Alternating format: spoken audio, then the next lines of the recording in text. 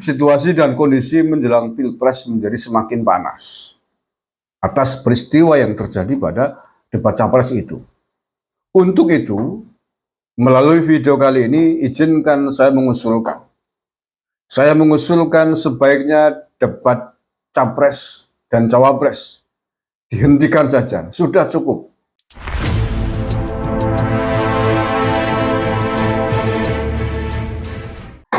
Assalamualaikum warahmatullahi wabarakatuh. Bismillahirrahmanirrahim.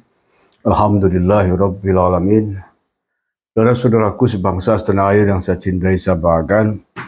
Salam, Om Swastiastu, Namo Buddhaya, salam kebajikan, rahayu, salam sejahtera untuk kita semuanya.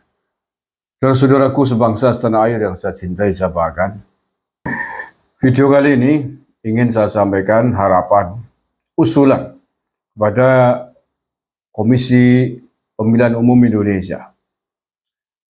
Terus terang, saya miris dengan apa yang terjadi serta eksesnya terkait debat capres ketiga kemarin.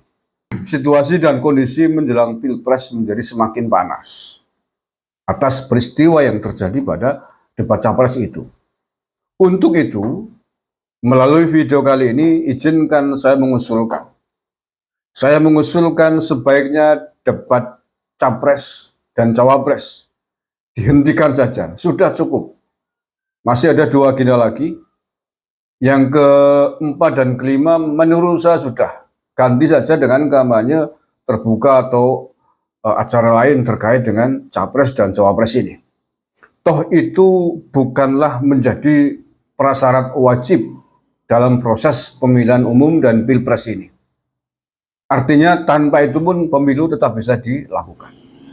Dan menurut saya, dengan membatalkan debat capres-cawapres keempat dan kelima itu tidaklah akan mengurangi sakralitas pemilu dan juga tidaklah akan melukai rasa keadilan bagi semuanya. Toh semuanya sudah sama-sama menampilkan diri. Toh semuanya sudah sama-sama unjuk kebolehan. Jadi tidak ada yang merasa diperlakukan tidak adil dengan di-cancelnya debat capres yang berikutnya itu.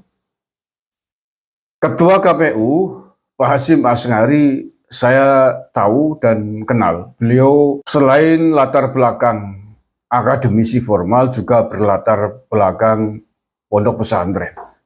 Dan saya pernah dengan beliau satu pesantren bersama.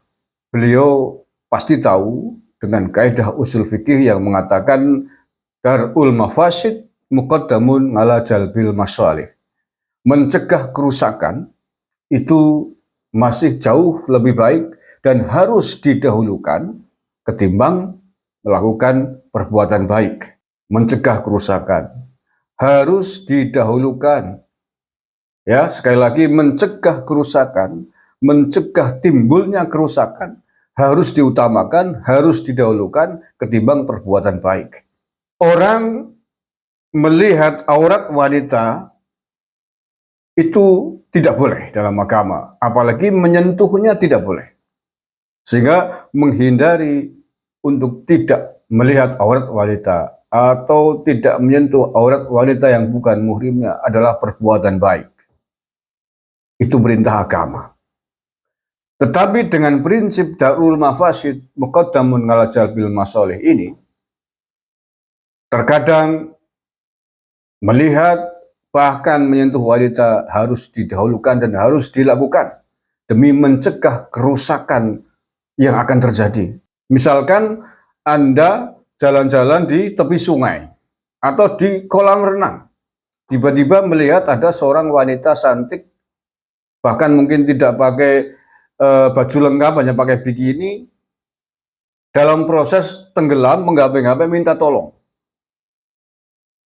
Maka dalam kondisi seperti itu, menyelamatkan nyawa perempuan itu, walaupun Anda harus menyentuhnya, walaupun Anda harus memeluknya, itu harus didahulukan daripada menjalankan perbuatan baik yang awal tadi, yakni bahwa tidak melihat dan menyentuh perempuan yang bukan muhrim adalah sebuah kebaikan. Paham ya? Jadi didahulukan dulu.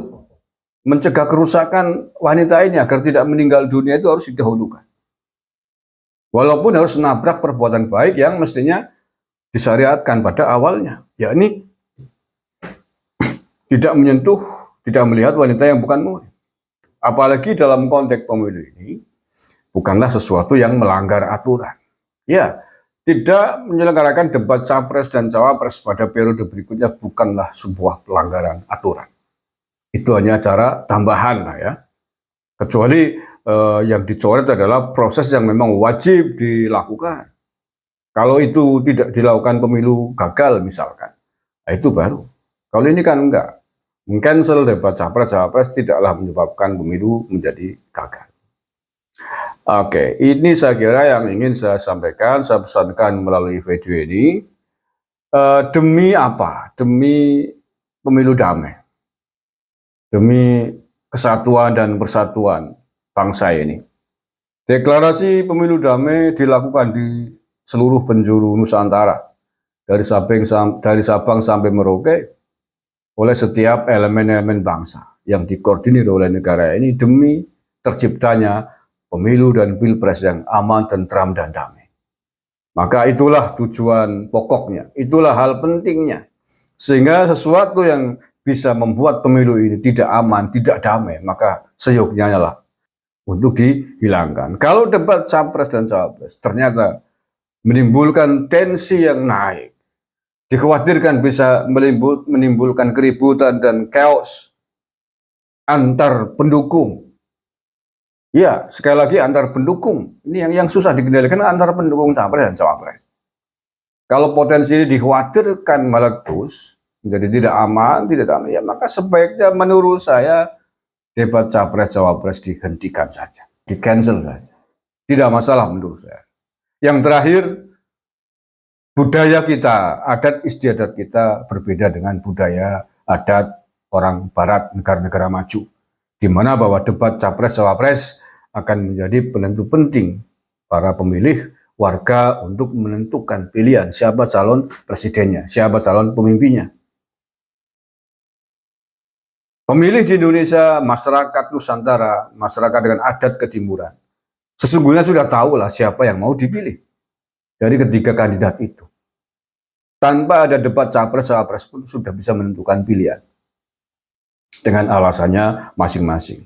Bahkan sebuah penelitian mengatakan bahwa sesungguhnya debat capres-cawapres itu tidak berpengaruh signifikan terhadap keterpilihan atau perubahan minat, niat publik untuk memilih calon presidennya.